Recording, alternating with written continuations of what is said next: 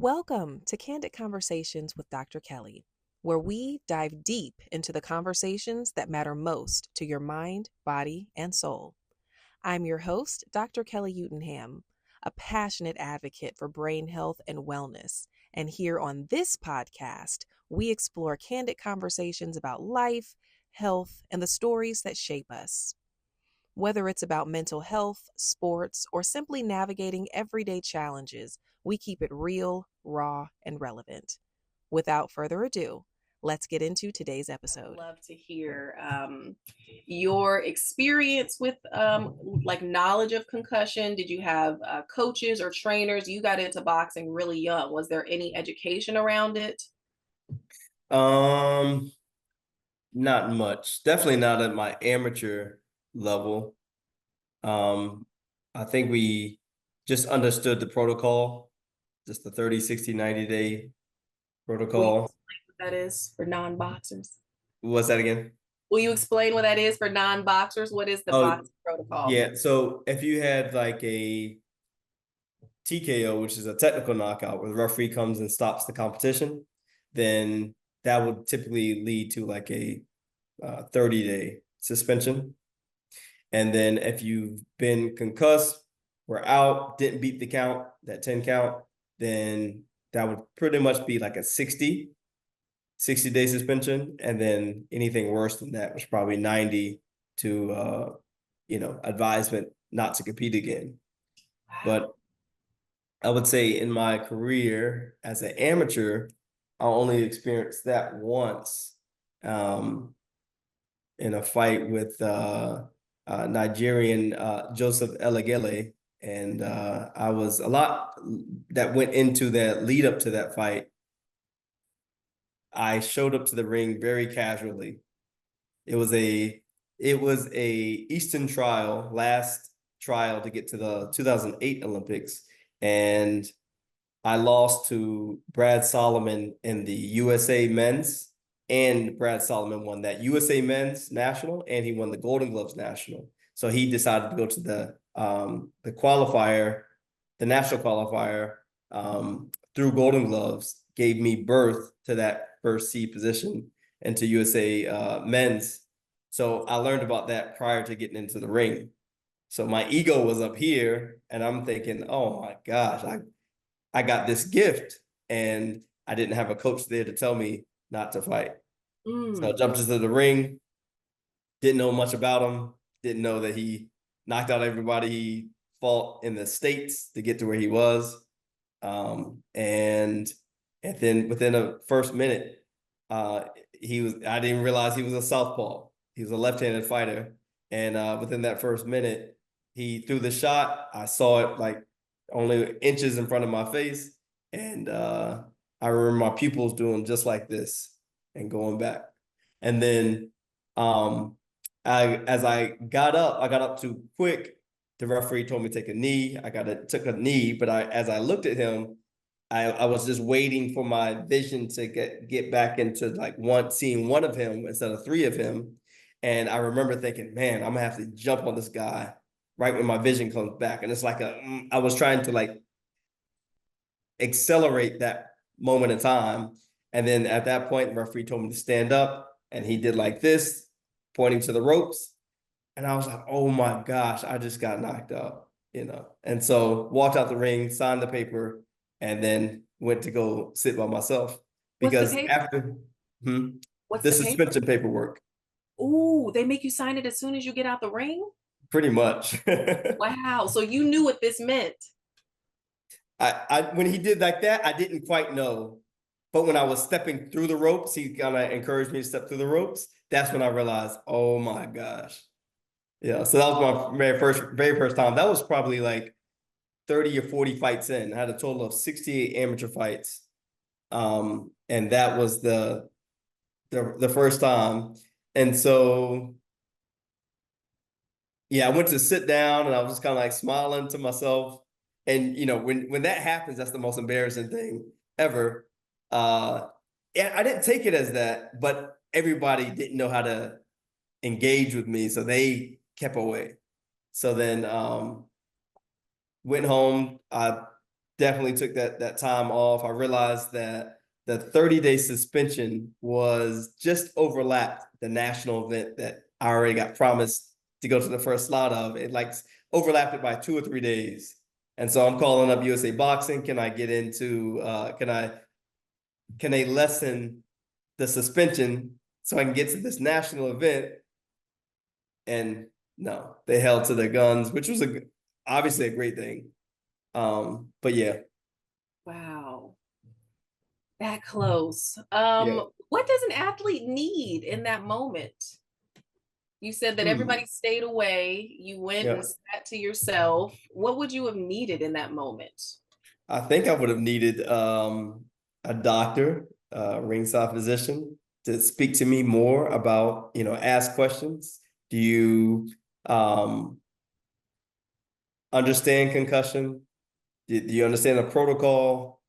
Do you understand the suspension, and why we uh, urge you not to do any activities, even when you go home? Because I could have very well gone back to the gym. I don't think I did, but gone back to the gym that very top of the week and started sparring again. So there was no, like, it's just sign this paper, which basically means that the association isn't going to be liable. But they didn't say anything like, and don't spar, watch your head, take it easy. Yeah, no, I don't remember that being given to me. Maybe a common sense kicked in for me at that point, but it wasn't any hand holding that took place. Wow. Is that hand holding? No, I meant like hand holding, like walking me through the injury or what to expect or look out for and follow up with your primary doctor. Yeah. Yeah, So what can you walk me through that? You go through the ropes. You said you went to go sit, you signed the paper and you sat by yourself. Was this in like a holding area, the audience? this Where did you go? yeah, it was kind of like the audience. It was kind of like the competitors. This was the Eastern trial, so there wasn't a lot of like spectators. Spectators. It was just more of they had like two or three rings, and it was just like getting the athletes filtered through their fights to get to the finals. Okay. So it wasn't a holding area. It was just mainly just a row of chairs off to the side. And how long were you there? What'd you do afterwards? Well, I did drop down with my amateur a teammate from a different gym, Alonzo, and Alonzo, he was still active. He was still he actually competed in the finals, I believe, and he lost in the finals. But yeah, he was my only like point of contact, and he made sure that I was good, but he didn't know much of anything either. So. Right. So do you go, was there a hotel or did you just have to sit there and wait for him to finish competing and then you all got back on the road? Yeah, there was a hotel. It was probably like two more days till the finals, and then yeah, we drove back. Yeah, Oh, I pretty much cheered him on, and yeah, we got back on the road. This is in Davie, Florida. I want to say it you was. still showed up? What's that again? You still showed up, like you didn't stay in the hotel and Oh, right. Yeah, I still you showed was up to support him and observe and be amongst. But it really taught me a lot because even my homeboy from Florida, I think he's from Tampa. Um, he would be a great person to interview as well. come on. Cam Awesome is his name. Damn awesome. Cam Awesome. He officially changed his name. But Oh, I was gonna say, what is derivative of awesome? yeah. Yeah, Linroy Thompson, I believe is his government name. But Okay. he messaged me probably a year later. He was an Olympic level boxer, and he wasn't able to get to the Olympics. Something happened, I can't remember, but I remember about a year later he was competing in a international event, and he messaged me back. He texted me or messaged me on I don't know, MySpace, I think it was, and said, And I didn't realize, I wasn't following that event that he was at, but he got knocked out. And he was like, man, it's the truest thing you ever said. People don't want to be around you. They don't know how to talk to you, engage. They feel embarrassed for you. And he says a lonely thing. So Yeah. that's what I mean. Like, how should, like, not a medical professional, but how should someone in the boxing culture, in that life, what do they say? Like, what I would have been okay for you? I, I think conversation, Okay. because I think the lack of conversation just created like a mystique, a mystery, if I'm really okay or not. I remember taking it, fast forwarding into my television debut as a pro. I fought Amir Imam, and I got knocked down, and my body rolled out the ring. So I got knocked out the ring, and I showed you that clip. I And remember. my coach was concerned with, he didn't want me to go to sleep. He didn't want me to be in a bright lit spot. So he had an ideal protocol. And I remember him talking to me about his whole life story. To keep And you that was awake? the, what's that? Was he trying to keep you awake? Yes, exactly. He was trying to keep me awake. And I appreciated it because I still remember some of the things that he was telling me that I needed to like really know if um how bad was my memory? How bad was uh my dialogue, Mhm. my speech, in that fight. And I remember looking up, it was we came on the 10-year anniversary of that fight. That fight happened in 2014. I remember looking up the referee so I can try to inbox him and try to create some content around that. But the referee, after I went out the ring, I beat the count. When you go out the ring, you get 20 seconds in boxing. So that's not a well-known rule, but it's 20 seconds you get in. I beat the 20-second count. He asked me if I can continue. Now, yes, said yes, and he looked in my eyes and he said no. So he definitely, you know, much more respect for him now than it was at the time he stopped the fight. But yeah, I wouldn't have been able to continue for sure.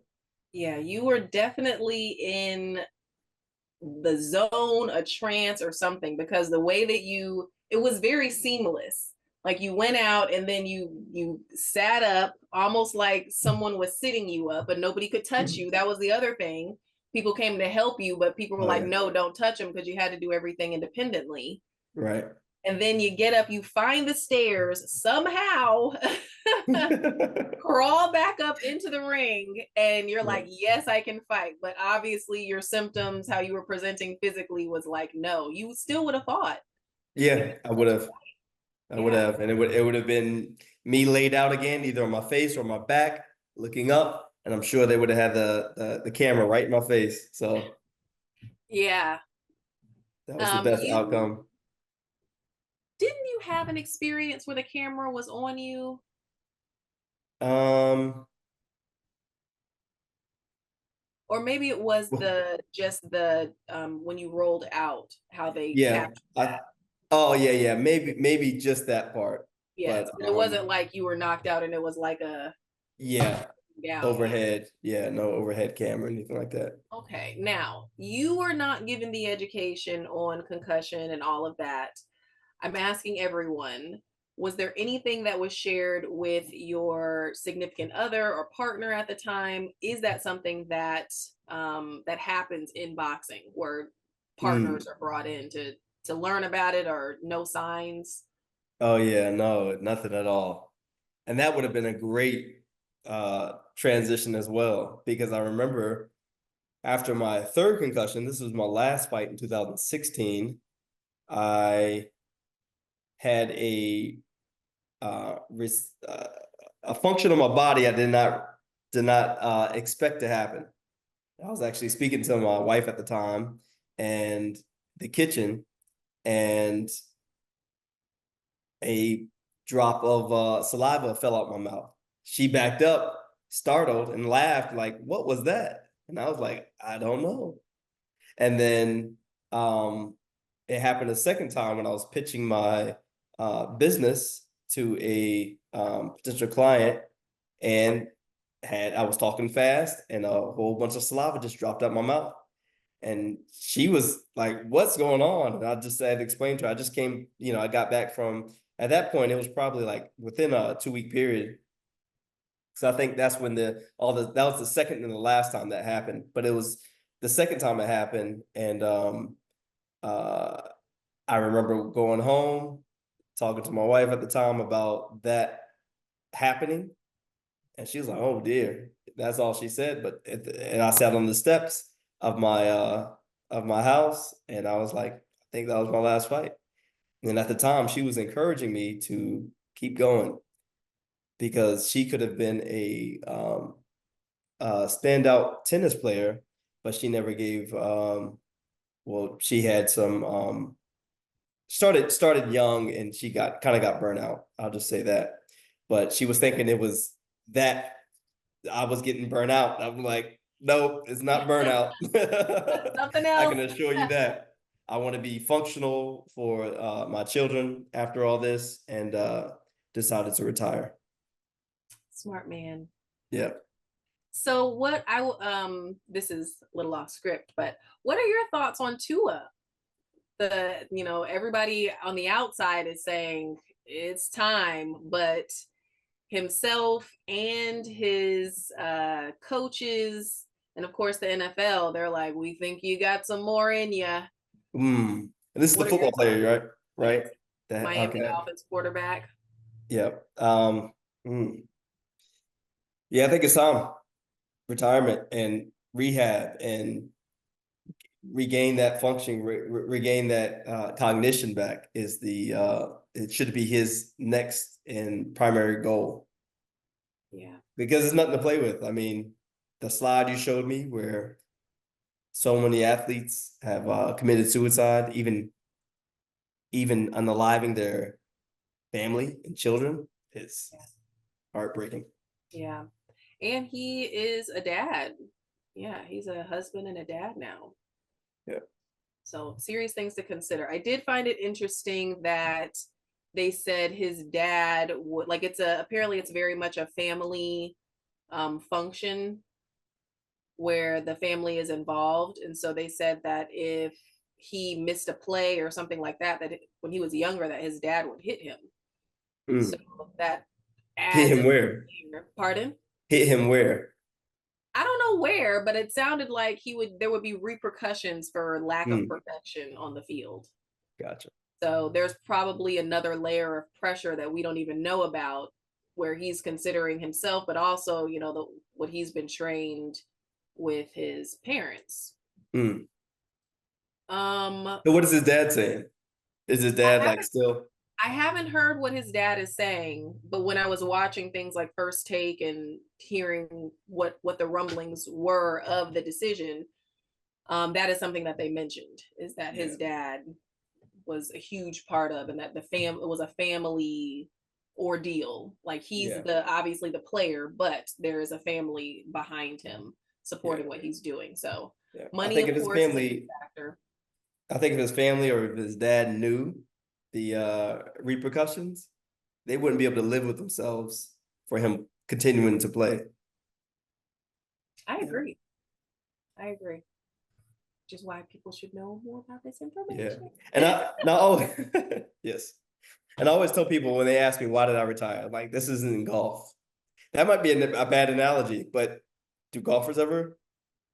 I mean, yeah, you're gonna get hit with a club, and that could be, but it's not a repeated, Yeah. thing where that is the entire basis of the sport. With Yeah. boxing, that is the purpose of the sport. Yeah. So maybe So I will change my answer from this isn't golf to then giving them some scientific concussion and TBI information. yeah, there you go. And I'm sure they'll be like, "Oh, okay." Yes, yes. Brain function. Okay. I would like to know, as an athlete, I mean, you have a very unique stance to where you put yourself first and you decided that yes, this is the last fight, what advice would you give to me and anybody else who would be trying to just educate athletes, boxers in particular, about this? Because a lot of people can get a little upset when they hear this information. What would you say to encourage buy-in for other athletes, specifically boxers?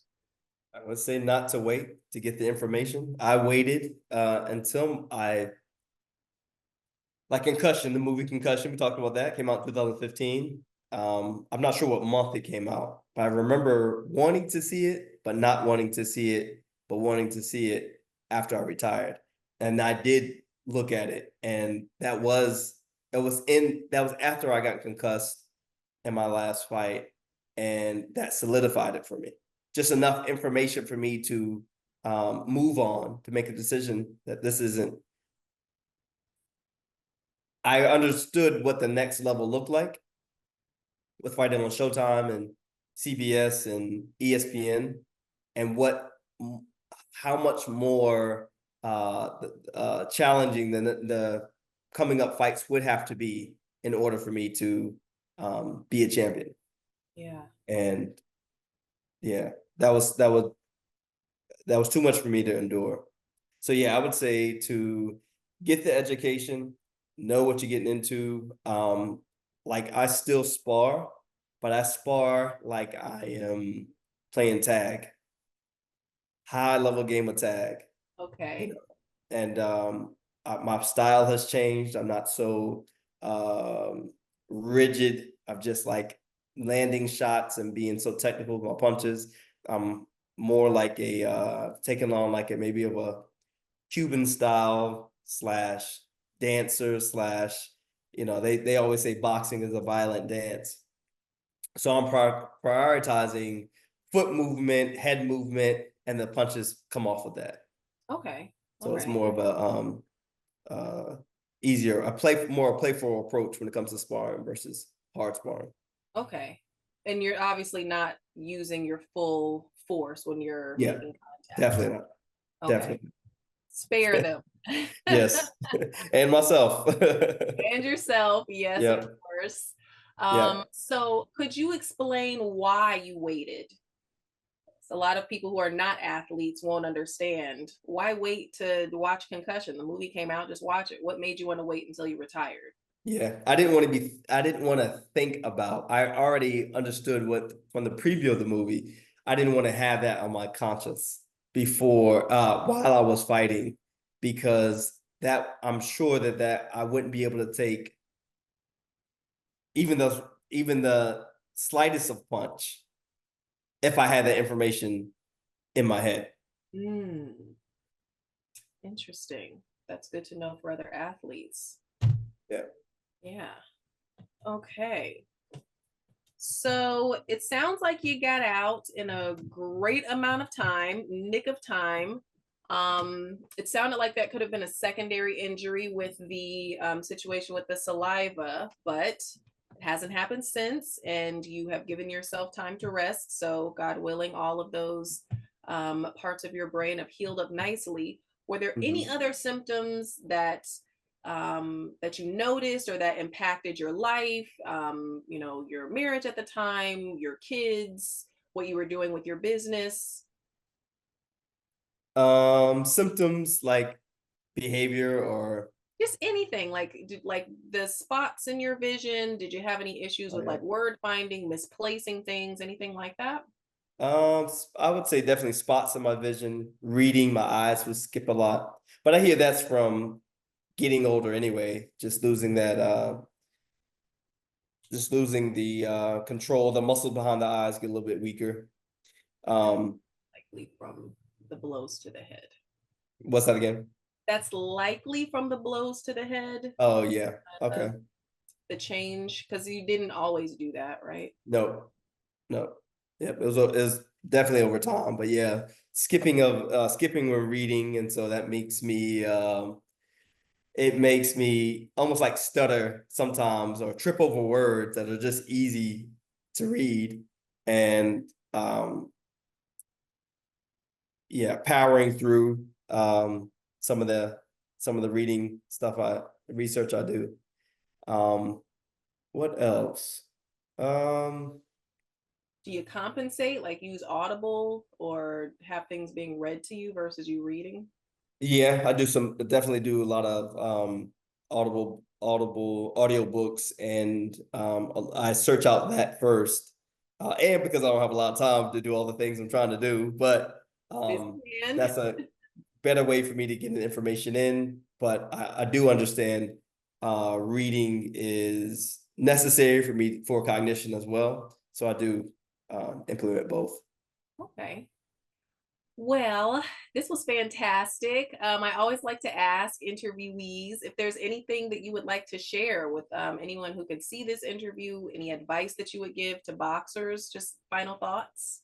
Yeah, I would say final thoughts. I think we need to re look at hard sparring.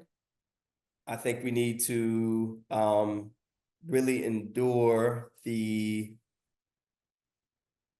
information. And if you're not going to endure the information on the front end, just like be prepared what life might look like afterwards. And just take all those into account, because there are which I'm learning from you and interest, and now it's on my timeline of my social media, so I can't run away from it. And I think it's just a conversation that needs to continue to happen, and we need to be a little bit more real with the moments that we have. My amateur career lasted 7 years. My pro career lasted 7 years. And there's a lot to talk about inside of the 7 years evolution. And, it'll be an improper fraction to rate the time that we have in our sport against the time that we have outside after the sport. Great final thought. Yeah. Thank you for tuning in to Candid Conversations with Dr. Kelly. I hope today's discussion left you inspired, informed, and ready to take on your next challenge with a clearer mind. If you enjoyed this episode, don't forget to subscribe, leave a review, and share it with someone who needs to hear it. Until next time, keep striving for a healthier mind and a happier life. I'm Dr. Kelly, and this has been another Candid Conversation.